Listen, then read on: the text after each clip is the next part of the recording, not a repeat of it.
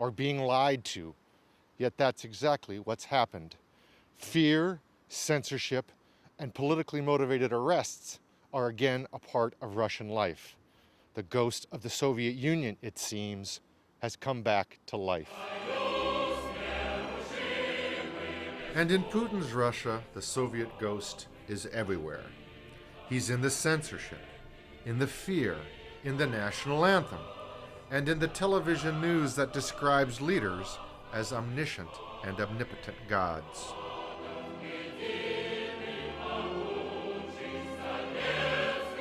And one old ghost, Stalin, is even posing with tourists at an entrance to Red Square.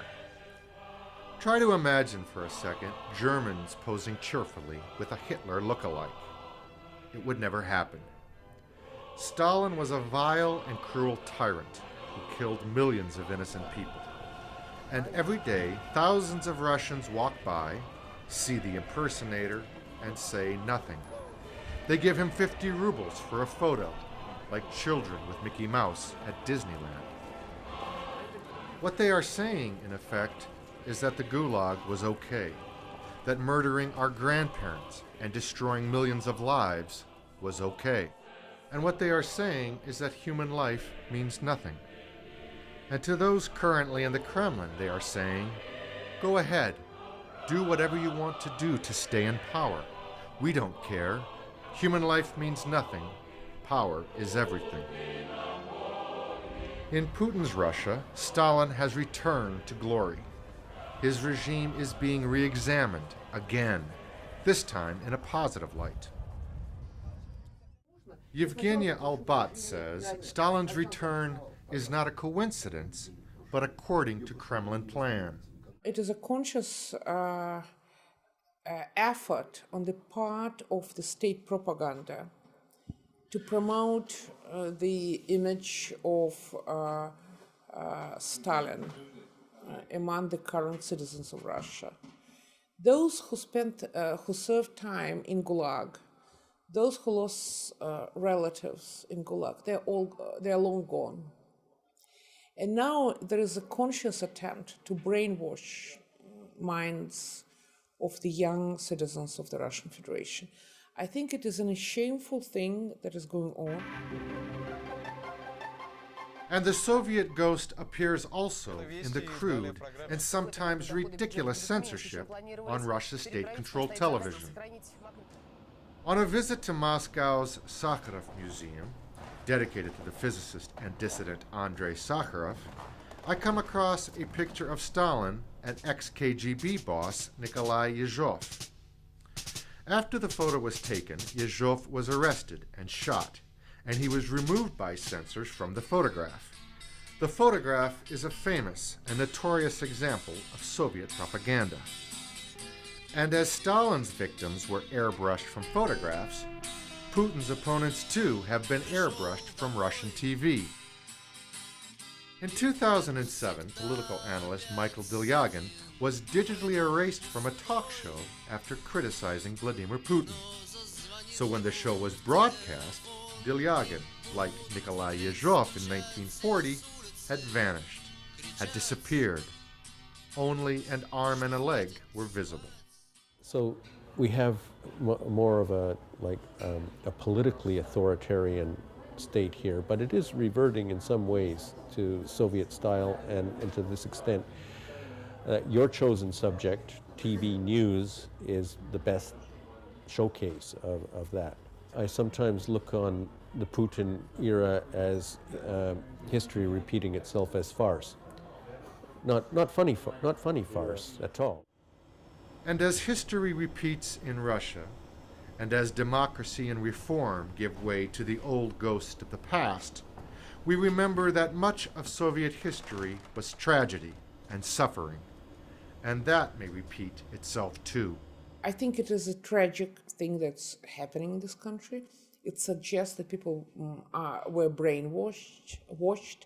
It suggests that this country doesn't have the memory of one of the biggest tragedy that ever happened in the history of this country, I mean Gulag. And we definitely are going to pay price for that. подвергались национальному угнетению. An authoritarian method of the past was KGB harassment of leading dissidents. Putin is a former KGB colonel, and it's estimated that over 6,000 former employees of the security services now work for the government. KGB agents used to follow Soviet-era dissidents like Sakharov, Natan Sharansky, and Vladimir Bukovsky. And that Soviet ghost, the one that spied on its own people, has risen from the grave as well. Oleg Kozlovsky has been arrested 18 times, drafted illegally into the army, and has staged 2 hunger strikes. Oleg isn't necessarily the Kremlin's public enemy number 1, but he's probably in the top 10. His hatred of Russia's television news, he says, is what pushed him into politics. For me, the turning point was connected with the situation on the television, because the first thing that Putin did when he came to power in the year 2000 was he took over NTV TV channel. They understand, they realize that in Russia, television is the most important media because most Russians don't have internet access. They don't read newspapers because they don't have money to pay for that. They don't usually listen to the radio. So they only get the news from the television, and if you want to control people's minds, you have to control the television. It's widely known there's a blacklist that includes politicians like Garry Kasparov and Michael Kasyanov. They're forbidden to be on Russian TV. Protests organized by Oleg and others are typically not shown on television, and when they are, Kremlin censors distort the facts or create their own narrative, a narrative that more often or not was used in Soviet times. But they will say that some ultra-radical hooligans were participating in some protest in the street, but they won't even mention your demands. They won't even mention what you disagree with. They will just say that you are very radical, that you are supposed to be violent, and that you are a hooligan, nothing more.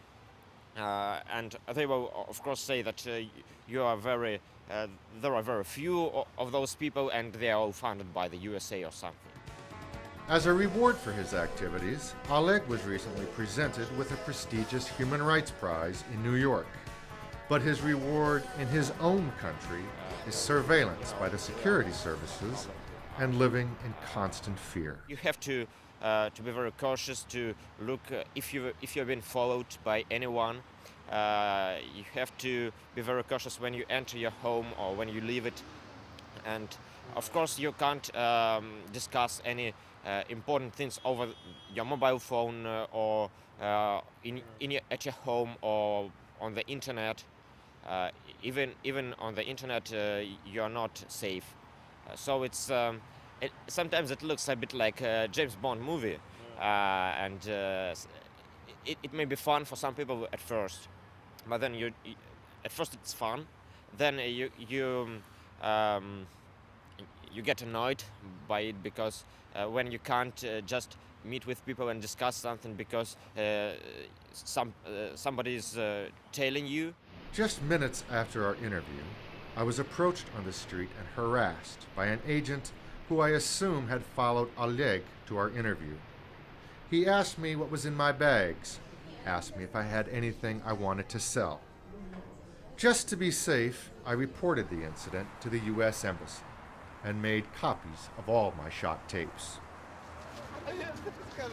Oleg's organization is vocal but small. He estimates they have about 1,000 members. It's incredible to me, a wonder, that a government in total control with high approval ratings tries to keep track of someone like Oleg Kozlovsky. In my opinion, either the security services are bored and have little to do, or the Kremlin is paranoid and afraid. But what, I wonder, is the Kremlin so afraid of?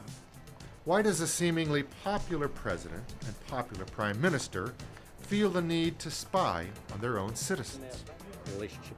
I decide to pose this question to one of the smartest men in Moscow, Fred Weir. Mr. Weir writes for the Christian Science Monitor, and he's worked in Russia for 22 straight years. Among Western journalists, his authority, his reputation for objectivity, is unmatched. He's what a great journalist should be: thoughtful, unemotional, unbiased, and fair. What does he have to be afraid of? Because this is your point. If any Western politician were that popular, he'd dismiss his critics. That's true. This is not a Western society. This is a society where two mighty, muscle-bound states have simply disintegrated in the last century. They've gone down history's memory hole, leaving virtually nothing of their social system, all of their great historic claims in place. They were states that had huge armies and security forces and vast propaganda networks. In 1917 and again, as I witnessed in 1991, a mighty state just fell apart. And poof. If you were a Russian leader, this would be pretty firmly fixed in the back of your mind. And so they're not acting irrationally from their point of view when they crack down on little street demonstrations as they did, for instance, last month. A couple of hundred people gather on Tverskaya, effete grandmothers and intellectual types, and there are 10,000 heavily armored Oman confronting them. What is that? We would say it's a wild overreaction, and it is, but they're afraid of something, and they're not wrong either. Mr. Weir adds another insight as well. While Putin's poll numbers are high, they're high to a large degree because he controls the media. His popularity may be a myth, something that exists on television, but not as much in real life and in the hearts of the people. And Putin is not popular in the sense that he's the authentic leader of a political movement, and he has a grassroots enthusiasm behind him. I mean, not to use any invidious comparisons, but like, say, Mussolini or even Barack Obama. He was parachuted into an existing bureaucratic establishment, and the popularity is something manufactured. The Kremlin is afraid because the roots of their popularity and support are shallow and weak. And what will happen if the economy tanks and living standards get dramatically worse? Large armies and vast security services didn't save the Tsar and didn't save the communists. And the failures of these previous authoritarian regimes, like a ghost, haunts the Kremlin and Russia today.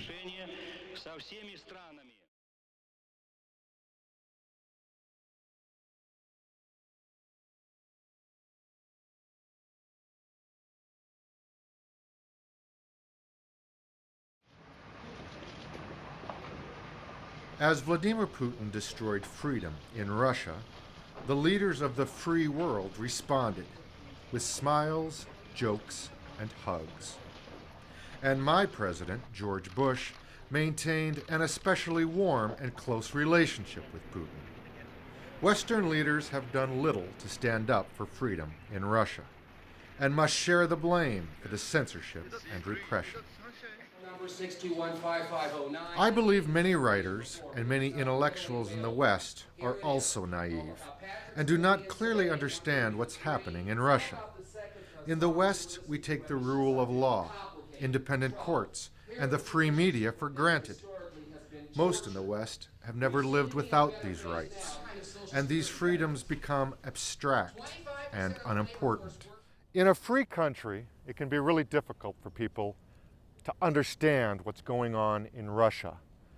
In an open society, it's hard for people to grasp that a government would use fear and propaganda to brainwash its own citizens.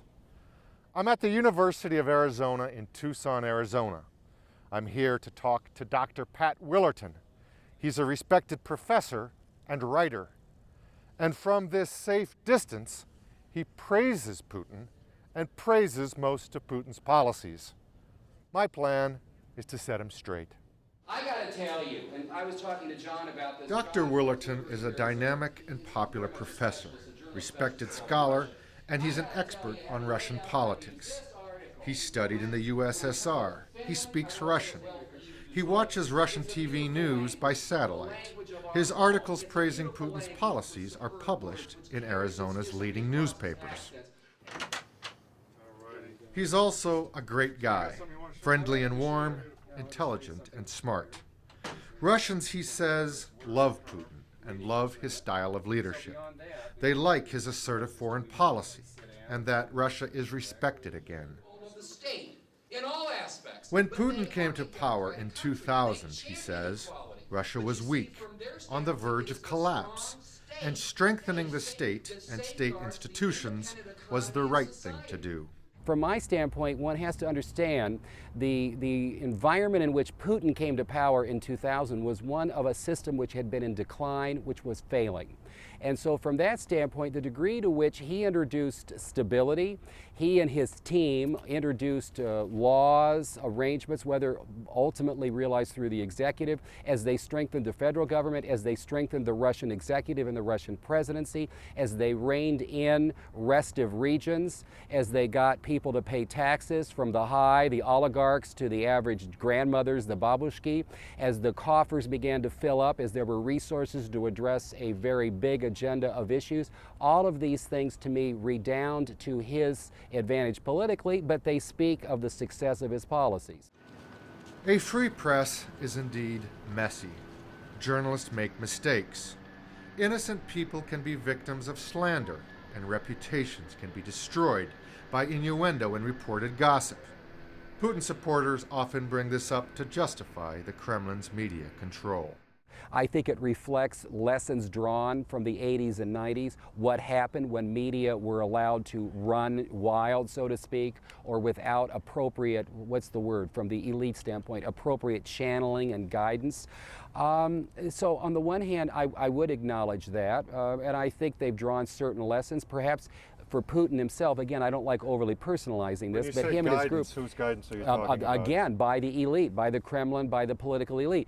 So they should be allowed to censor the news and to edit the news. That's guidance. Yeah, that they have some level of that. Absolutely. What Dr. Willerton just said is incredible. A distinguished professor at an American university just said he supports censorship. So much for American universities as bastions of liberalism. In my opinion, Dr. Willerton doesn't support censorship. He's temporarily sacrificing his values in order to justify Putin's attack on freedom. He's a Putin apologist. And again, he's not alone. In open and democratic countries, many people, including leaders, won't criticize Putin, and they find excuses for his anti-democratic policies. But look at Georgia. Dr. Willerton also believes Russians are not brainwashed, and he wrote so in a recent column for the Arizona Republic. You don't think Russians are brainwashed? No. I think the Russian population is essentially getting what it wants. The majority. I think the